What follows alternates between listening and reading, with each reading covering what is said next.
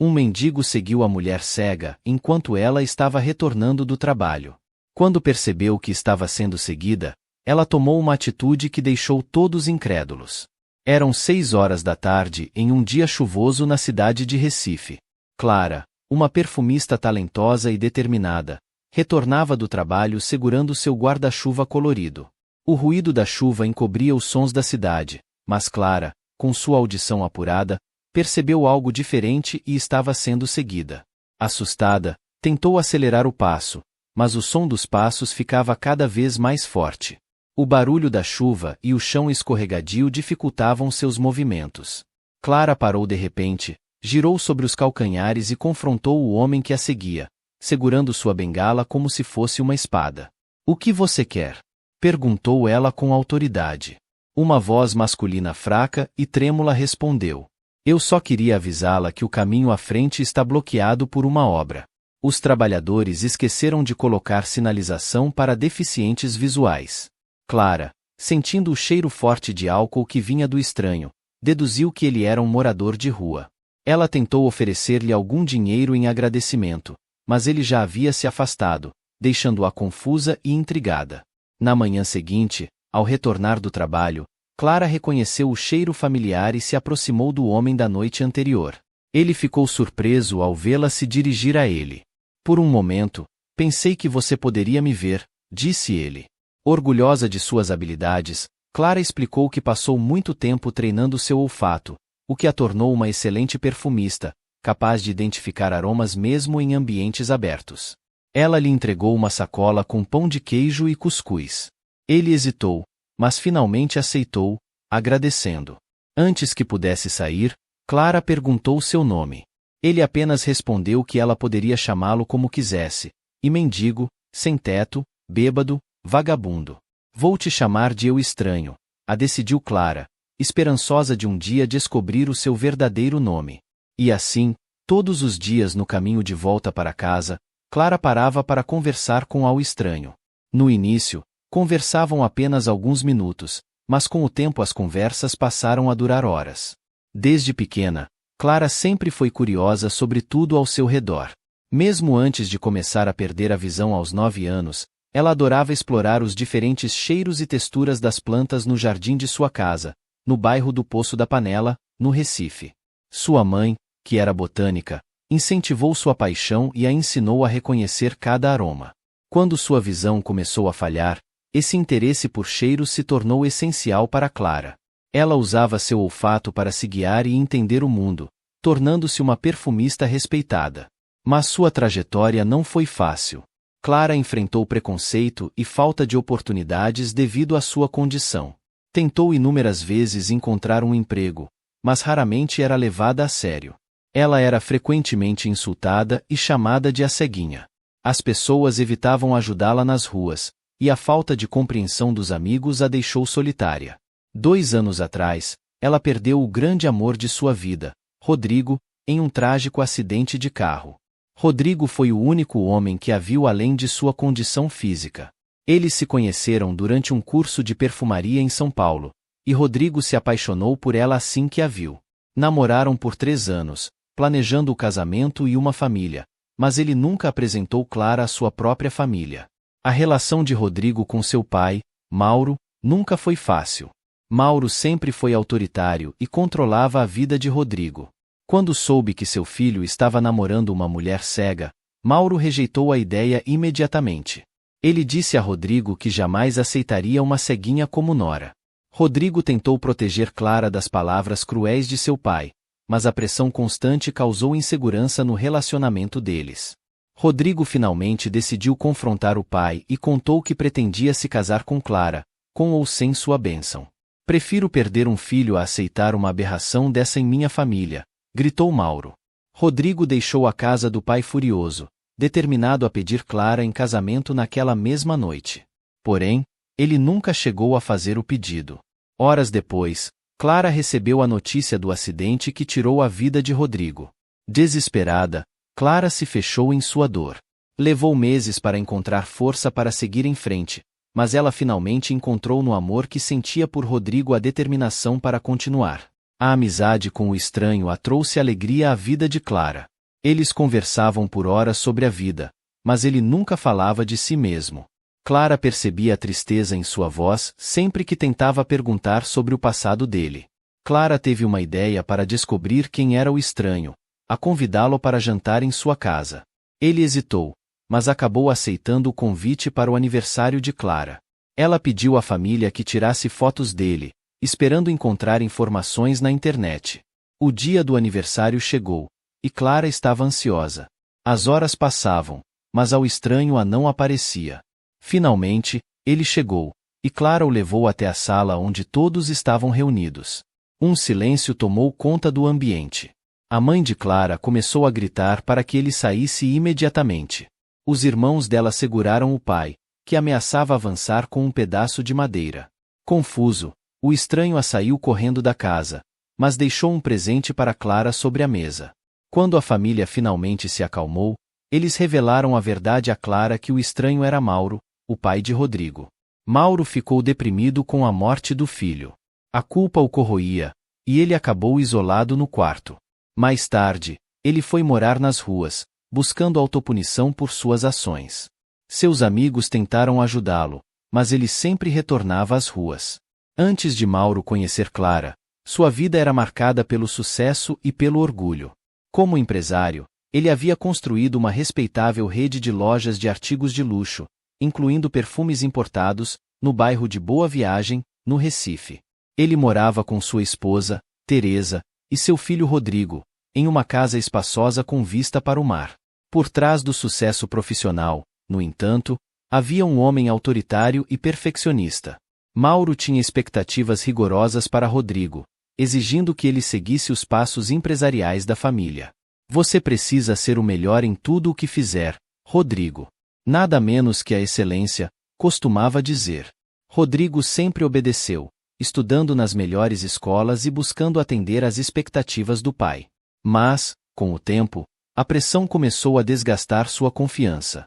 Quando Rodrigo conheceu Clara, no entanto, algo mudou. Pela primeira vez, ele encontrou alguém que o via além das expectativas do pai. Ele se apaixonou profundamente, pela primeira vez, começou a resistir à influência de Mauro. Mauro, ao descobrir sobre o relacionamento do filho com uma mulher cega, não o aceitou. O preconceito e o orgulho falaram mais alto.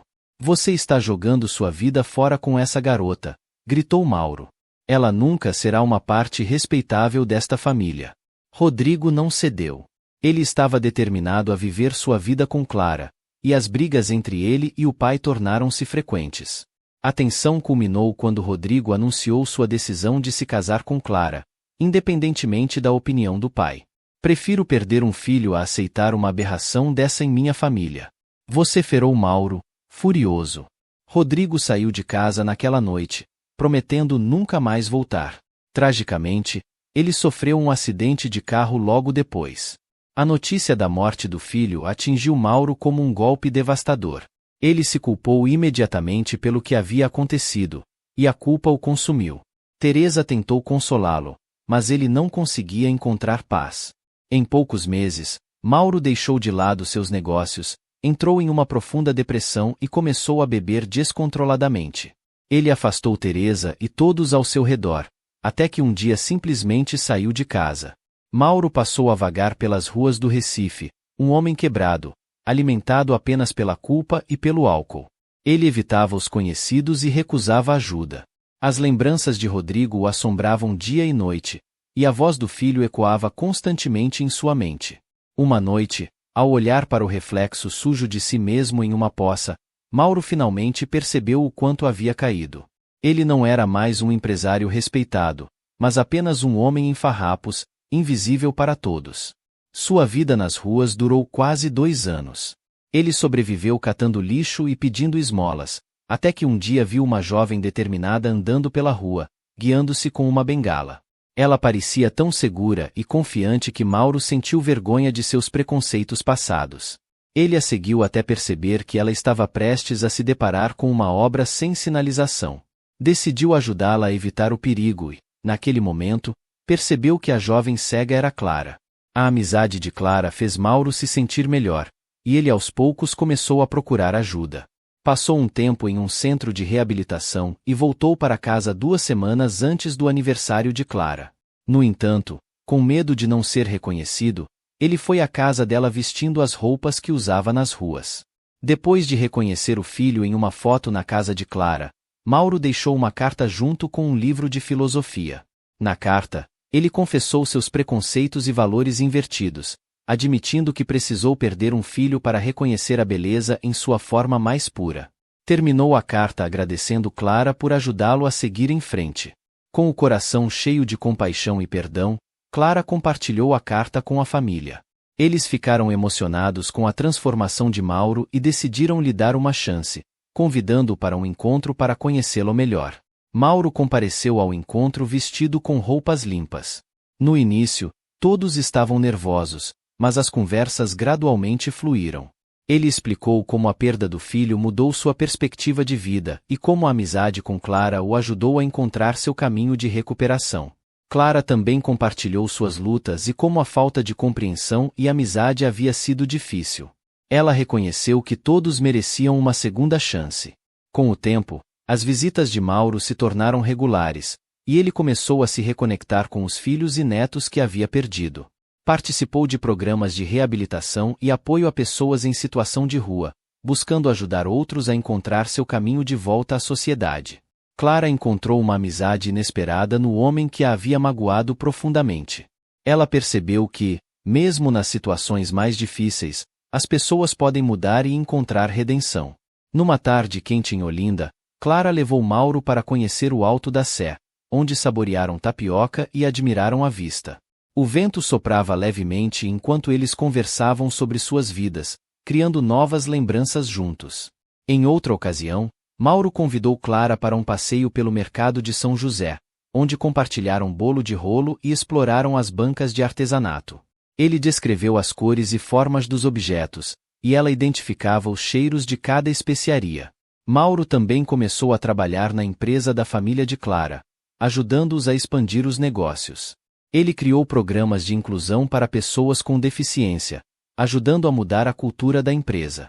Clara finalmente entendeu que o perdão tem um poder transformador.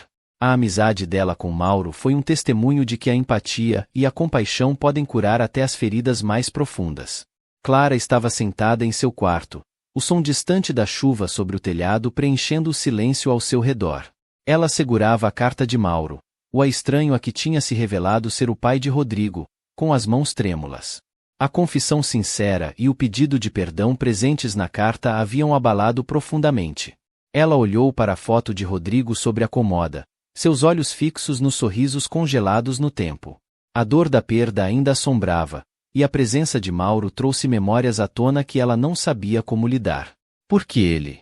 Pensou, seu coração apertado. Por que logo o pai do homem que eu amava? Por semanas, ela se questionou sobre como deveria reagir. Sua família já havia rejeitado Mauro, e eles apoiariam se ela decidisse fazer o mesmo. O peso da traição e das palavras cruéis de Mauro ao filho, que ela havia descoberto através dos pais de Rodrigo, continuavam a ecoar em sua mente. Ela se levantou da cama e começou a andar de um lado para o outro, seus passos ritmados e impacientes. Sentia-se dividida entre o desejo de perdoar e a necessidade de se proteger. Como ela poderia estender a mão para alguém que causou tanta dor a Rodrigo? Por outro lado, Clara também conhecia a solidão de ser rejeitada, de ser vista como inferior devido à sua condição. Lembrou-se das vezes que foi chamada de a ceguinha ou ignorada nas ruas por esbarrar em alguém acidentalmente. Naquela noite, ela não dormiu. O conflito interno sobre aceitar ou não Mauro como parte de sua vida a consumiu. Ela queria seguir em frente e encontrar a paz, mas o caminho para o perdão parecia difícil e incerto. Na manhã seguinte, Clara decidiu visitar o túmulo de Rodrigo no cemitério de Santo Amaro. O céu estava nublado, mas não chovia. Ela colocou um ramo de flores sobre o túmulo e, com os olhos fechados, pediu conselhos ao amor que havia perdido. Eu sinto tanto a sua falta, Rodrigo, murmurou, lutando contra as lágrimas. O que você faria? Enquanto o vento soprava levemente, uma única folha caiu sobre a lápide, pousando suavemente no chão. Clara sorriu tristemente, interpretando isso como um sinal. Ela sabia que Rodrigo gostaria que ela encontrasse paz e perdoasse, assim como ele sempre a incentivou a amar e acreditar nas pessoas. No caminho de volta, Clara sentiu o peso do conflito interno lentamente se dissipando. Ela sabia que precisaria de tempo, mas estava disposta a dar uma chance a Mauro. Não seria fácil, mas ela estava pronta para tentar. Com o passar do tempo, Mauro se tornou uma presença constante na vida de Clara. As visitas à casa dela e à sua família eram cada vez mais frequentes, e ele começou a ajudar na empresa de perfumes. Mauro utilizou sua experiência como ex-empresário para implementar programas de inclusão, expandindo a equipe para incorporar pessoas com deficiência visual. As conversas entre ele e Clara se aprofundaram. Mauro começou a compartilhar mais de sua história, revelando as tensões de seu relacionamento com Rodrigo e como sua rígida educação havia moldado suas visões preconceituosas. Ele falou sobre o peso da culpa que carregava por não ter aceitado o relacionamento do filho. Quando eu vi você pela primeira vez, Clara, e percebi sua determinação, percebi o quão errado eu estava. Vi a mesma coragem que Rodrigo descrevia. E isso me envergonhou.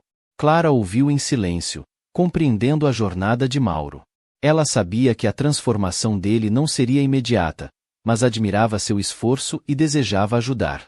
Durante uma das visitas à empresa, Mauro sugeriu a Clara que expandissem a linha de produtos para incluir fragrâncias inspiradas na cultura nordestina. A ideia era capturar a essência do Brasil, com perfumes que remetiam ao sertão, à caatinga e às praias paradisíacas. Eu sei que você pode criar algo único, Clara. Você tem o talento para capturar a alma do Brasil nesses frascos. Juntos, criaram uma linha chamada Essência Nordestina, com notas de mandacaru, maracujá do mato, cocô e caju. Os perfumes conquistaram rapidamente a clientela, e a empresa prosperou como nunca antes. Ao passo que a relação entre Clara e Mauro se fortalecia, a família de Clara começou a confiar nele novamente. Os irmãos dela, inicialmente céticos, perceberam a sinceridade de Mauro e começaram a tratá-lo com mais carinho. Nos almoços de domingo, ele ria com os sobrinhos de Clara e brincava com a cadelinha da família, Pipoca. Sabe, eu nunca imaginei que voltaria a ter uma família novamente, confessou Mauro a Clara, enquanto assistiam ao pôr do sol no Recife antigo. Você me deu essa oportunidade. Clara sorriu e pegou a mão dele. Todos nós merecemos uma segunda chance. Nesse mesmo dia, Mauro revelou seu desejo de ajudar pessoas em situação de rua. Ele queria fundar uma instituição que pudesse oferecer abrigo, alimentação e oportunidades de trabalho para aqueles que, como ele, haviam perdido tudo. Batizaram a instituição de a Fundação Rodrigo, em homenagem ao filho perdido. Com o apoio de Clara e da família, Mauro mobilizou a sociedade e arrecadou fundos para a Fundação Rodrigo. O abrigo foi inaugurado com uma festa comunitária e logo se tornou um refúgio seguro para muitos. Apesar das conquistas e da paz que havia encontrado, Mauro ainda carregava um fardo. Ele não falava com a esposa, Teresa, há anos. O rompimento com Rodrigo havia afetado profundamente o relacionamento deles, levando-o ao afastamento.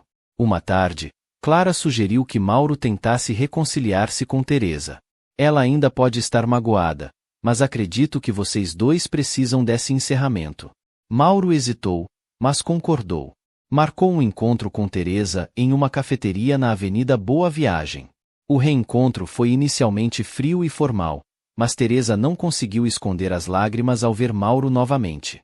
Por que você demorou tanto tempo para me procurar? Perguntou ela, segurando sua xícara com força. Eu estava perdido, Teresa.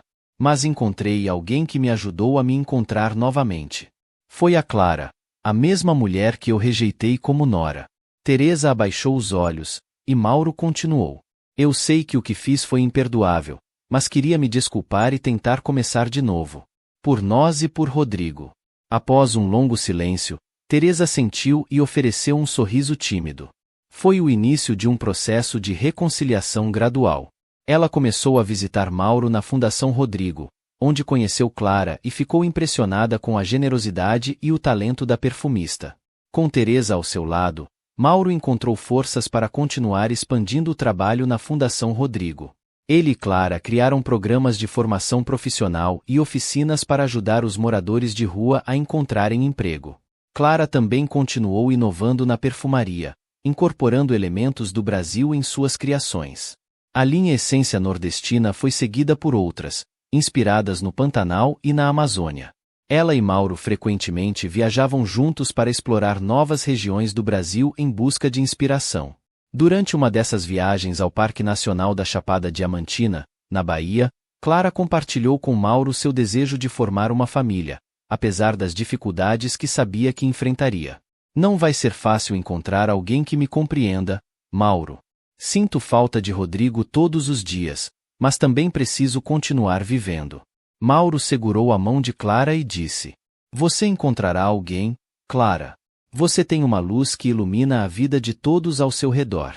Meses depois, Clara conheceu João, um jornalista de São Paulo, durante uma exposição de perfumes no Rio de Janeiro. Ele ficou fascinado com a história de Clara e a convidou para uma entrevista em seu podcast sobre empreendedorismo social. A entrevista foi um sucesso, e João continuou a visitar Clara no Recife. Ele ajudou a promover a Fundação Rodrigo, escrevendo artigos e produzindo vídeos para sensibilizar a sociedade. Com o tempo, os dois começaram a namorar, e a família de Clara recebeu João de braços abertos.